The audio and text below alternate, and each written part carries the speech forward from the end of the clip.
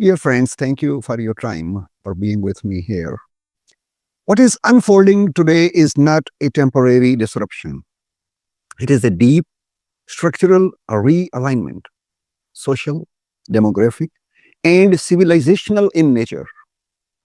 Russia is not facing a short term crisis, it is facing a structural imbalance.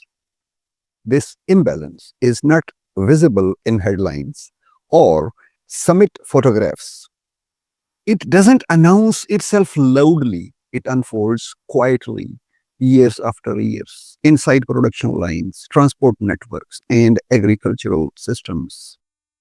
It is unfolding in the factories of the Ural Mountains, the mines of Siberia, and the agricultural heartland of the Volga Basin. Russia is running out of people. This is no longer an abstract projection.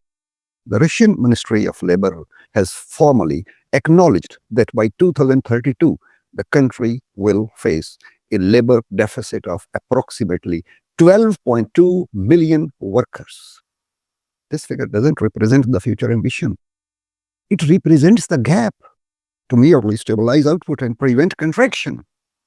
Russia would need to absorb around 1.7 million new workers every year. In strategic terms, this is not an employment issue. It is a national capacity problem. For decades, Moscow assumed it had a reliable demographic hedge in the global south, particularly in India. India was viewed as a long-term partner with population depth, industrial potential, and strategic autonomy. That assumption has quietly expired. By early 2026, India had decisively reoriented its economic future toward advanced Western economies and Gulf also. Major trade agreements with the European Union, massive, and the United States, combined with deep integration into Western capital and technology ecosystems, have reshaped India's trajectory. The implication is straightforward. Indian human capital is no longer strategically available to Russia.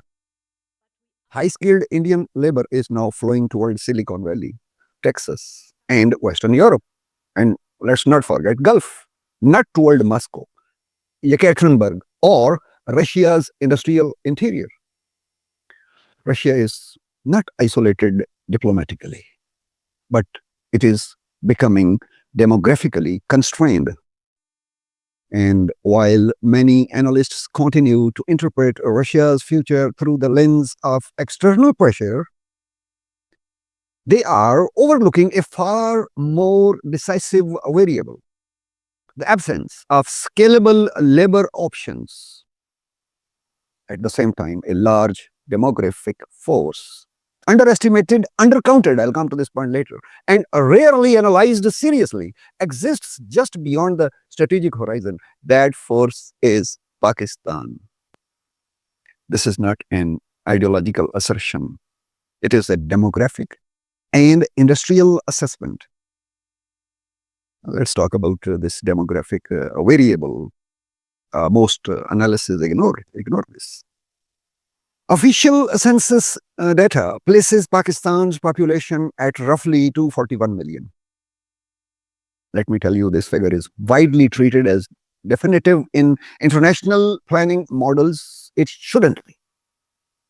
Between administrative gaps, political distortions, and long-standing undercounting, Pakistan's real population is significantly larger.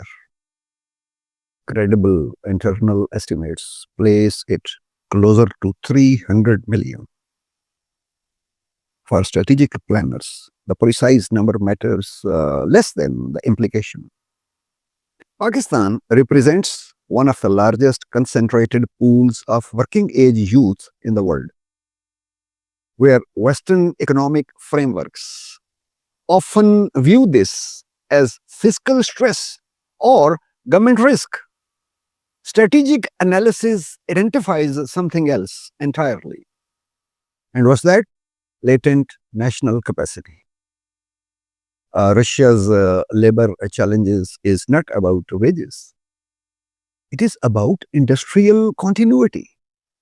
The most acute shortages are concentrated in welding and metal fabrication, machine operation and industrial maintenance, textile and light manufacturing, heavy transport and logistics, mechanized agriculture, IT services and applied engineering. These are precisely the skill categories Pakistan has exported for decades, first to Gulf, then later to Europe and North America. Efforts to resolve Russia's labor gap through Southeast Asia has already demonstrated their limits. Vietnam lacks scale. Nepal and Myanmar lack volume.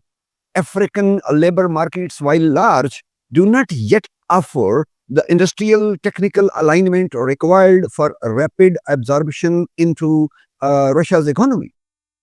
This is not a question of preference or diplomacy. It is question of scale, compatibility, and urgency. Now we'll talk about integration aspect. Fear versus structure. Concerns within Moscow often focus on integration, social cohesion, and civilizational stability. Every European leader also talk about it. These concerns are understandable, okay, but they are increasingly misaligned with economic structure. Russia is not a culturally sealed system. It never has been. Nearly 20 million Muslims already live within the Russian Federation, integrated across regions such as Tataristan, Bashkortostan, Dagestan, and Chechnya. Islam is not external to Russia's civilizational framework. It is embedded within it. Pakistani professionals would not enter Russia as cultural outsiders.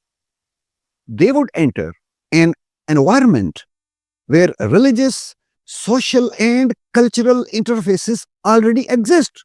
Modern population science reinforces this historical reality. Research led by Dr. David Reich at Harvard Medical School's genetics laboratories shows, some video I talked about it, that Eurasia has never consisted of isolated civilizations. Instead, it has functioned for millennia as a continuous corridor of migration, admixture, and shared ancestry stretching from Eastern Europe through Central and South Asia. In this context, labor mobility between Russia and South Asia is not a civilizational rupture. It is a historical reversion. Empirically, Pakistani professionals have already demonstrated high adaptability in environments far more socially competitive than Russia, including London, New York, Toronto, Dubai, Riyadh, Doha, you name the cities or countries. If integration succeeds there is no reason it can't succeed in Russia, provided policy is intentional rather than defensive. The greater strategic risk lies not in integration challenges, it lies in demographic paralysis. An underappreciated signal from the ground, I'll talk about this. It is important to distinguish between early signals and full strategic comprehension. At the operational level, Russian diplomatic staff in Islamabad have begun moving beyond formal receptions and protocol-driven engagement. They are visiting industrial floors, chambers of commerce, business clusters, and production environments across Pakistan. This outreach matters and it deserves appreciation. It indicates curiosity, openness, and a willingness to engage with economic reality rather than remain confined to diplomatic comfort zones.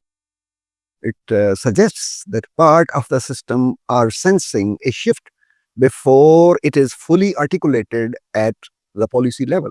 However, these initiatives remain exploratory, not yet strategic. What is still missing is an appreciation of scale, depth, and urgency.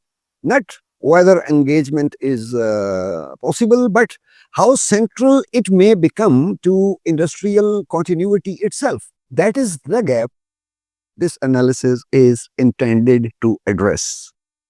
The groundwork is being laid. What now requires acceleration is policy level alignment with the magnitude of the structural challenge ahead. Now we talk about alternatives. Do not why don't scale? China no longer exports labor at scale. Domestic income growth and internal demand have removed the incentive. Indonesia, a country's development trajectory is inward focused. Latin America is geographically distant and economically misaligned. Other region, Oceania. I mean, I shouldn't talk about it. These are not political judgments. They are economic facts. Pakistan, by contrast, offers what? Labor surplus, industrial scale compatibility, decades of migration experience, strong economic motivation. This doesn't make Pakistan exceptional. It makes it practical. Let's talk about sanction-proof mechanism that's being overlooked. Concerns around external reaction often focus on financial pressure and transactional exposure. These concerns are overstated, this is my opinion. What's being discussed is not financial transfer. It is a human capital exchange. Under Pakistan's October 2025 SRO 1989, barter trade mechanisms are already legally active. Human capital doesn't require reserve currencies or international payment bills. A structured framework could operate, as I can tell you. Russia absorbs a defined number of vetted and trained Pakistani workers annually. It could. Compensation does not occur through cash flows vulnerable to disruption. Instead, Russia compensates through what? Industrial modernization projects, including Pakistan steel mills, energy inputs such as fertilizer and fuel, heavy machinery and mining equipment for underdeveloped resource sectors. That's not aid. It is reciprocal capacity exchange. While advanced economies extract skilled Pakistani labor with minimal return, just visa, Russia can engage through tangible industrial trade, strengthening both sides without escalation. This approach doesn't confront existing systems. What it does, it bypasses them. The strategic conclusion: Russia is approaching a labor shortfall exceeding 11 million workers within a decade. Pakistan holds one of the largest untapped labor reservoirs. This is not ideology, it is arithmetic. India's demographic hedge has closed. Legacy assumptions no longer apply. What remains is a choice between demographic stagnation and adaptive partnership. To Moscow to Islamabad bridge. Moscow-Islamabad bridge is not geopolitical experiment. It's a structural necessity. The question is not whether this pathway exists. It is whether it is engaged early, deliberately, or on Russia's own terms. This is Naeem Sidhu for Neutral Scope. The aim here is not to repeat headlines, but to examine the architecture beneath global economic shifts. Relevant data and legal references are linked in the description. This discussion continues in the comments, and I'll make more videos on this topic very soon. Thank you.